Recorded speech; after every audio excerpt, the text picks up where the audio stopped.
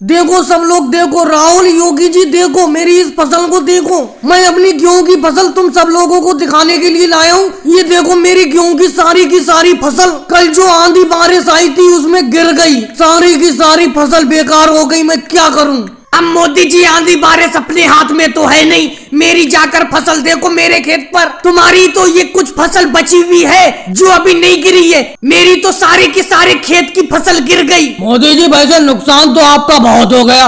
सारी की सारी फसल आंधी बारिश में गिर गई। कल रात बारिश भी तो बहुत भारी हुई और साथ में हवा भी बहुत तेज चली। हवा के साथ आपकी सारी फसल गिर गई। इसीलिए मैं मोदी जी आपसे कहता था कि सारी की सारी फसल गेहूं की मत लगाओ। 5 बीघा खेत में टमाटर की खेती कर लो। लेकिन तुमने मेरी एक बात नहीं मानी। तुमने 10 के 10 बीघा खेत में गेहूं की फसल कर ली। ये बात तो योगी जी आप सही कह रहे हो। अगर टमाटर की फसल होती आधे खेत में तो इनका आधा ही नुकसान होता, क्योंकि ये 10 बीघा खेत है इनका। 5 बीघा में गेहूं होता, 5 बीघा में टमाटर होता इनका। अरे केजरीवाल, बातें करना बहुत आसान है। टमाटर की भी खेती करके हमने देखी है। आप सब लोगों को पता ही है, 2 साल पहले मैंने इसी 10 बीघा खेत में टमाटर ही टमाटर लगाया था। उस साल भी काफी बारिश हुई, सारा टमाटर सड़ गया। लेकिन मोदी जी, चिंता की कोई बात नहीं है। क्यों लालू जी, चिंता की क्यों बात नहीं है? सारी की सारी गेहूं की फसल गिर गई और तुम कह रहे हो चिंता की बात नहीं है। अरे मोदी जी, 5 बीघा गेहूं की फसल तो मेरी भी तबाह हो गई।